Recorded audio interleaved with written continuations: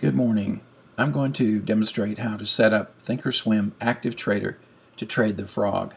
First of all, open your thinkorswim platform, and if you are at this default screen, these tabs here at the upper left, click on the Trade tab, and you can either use this drop down to click on Active Trader or simply click the Trade tab and Active Trader. If you haven't used Active Trader before, you're presented with these detailed and default screens showing one chart, one Active Trader window, a second chart, and a second Active Trader window. For today's example, we're just going to need one chart and Active Trader window, so we'll use the grid and select one.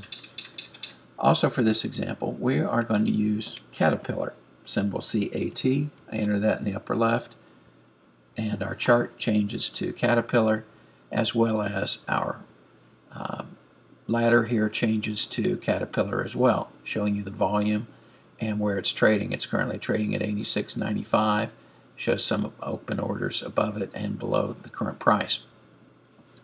So the first thing you'll want to do is here in template is switch from single to target with bracket. That opens up these two drop down boxes. And so what we're going to set here in the offset is our standard deviation, which for CAT today was 49 cents. So I highlight the dollar and type in 0.49, and then I type in 49 cents for our stop, and now I have our limit order and our stop ordered. So if I place an order here either in the buy or in the sell, it will automatically enter if I'm in the buy, it will enter a limit order above it, 49 cents above our entry price, and a stop market 49 cents below it. To be able to see that, I can click here on the minus key, and you'll see here, there it's showing our stop at approximately 87.02 if I were to enter at 87.47, and our limit price at approximately 87.97. So I'll go back to show each penny increment. Now the second thing you'll notice here is this button right here, which is set to value offset. There are three different offsets you can use. Value offset, which simply uses a penny or dollar, but a dollar value stop above and below. Or there is tick offset, which uses tick offsets. And then there is percentage, which uses a percentage. This might be handy, and in fact this is what I use for overreaction trades, to put in a trailing percentage stop. But what we're going to use today is the plus or minus, which is set to 49 cents. The next thing we need to do is set our quantity, which here it's defaulted to 100 shares. You set your quantity based on your R stop, your R value.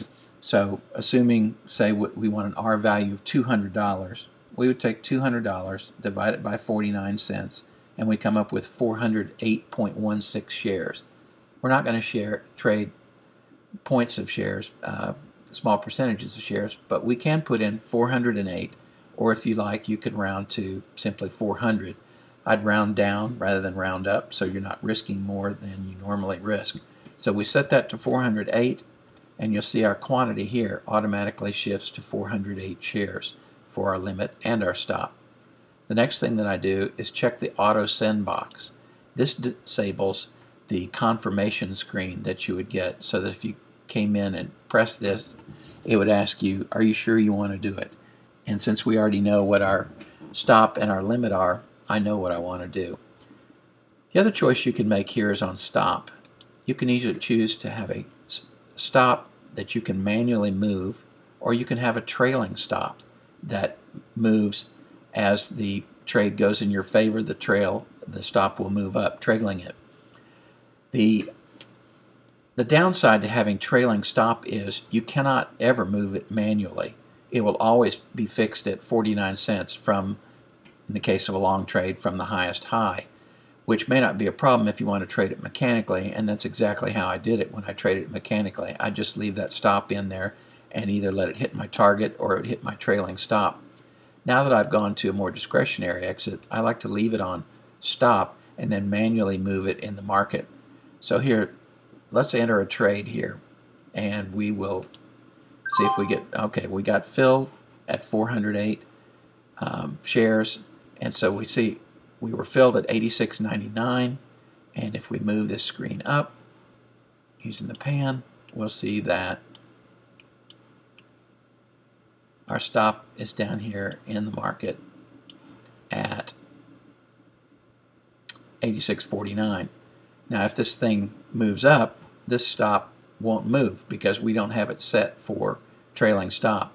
But let's say we wanted to hang our stop off of 87.12, this high, we'd have to calculate what's 87.12 minus 49 cents, and it's 86.50.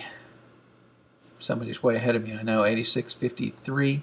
So we would drag this stop up to 86.53, and now our stop's sitting at 86.53.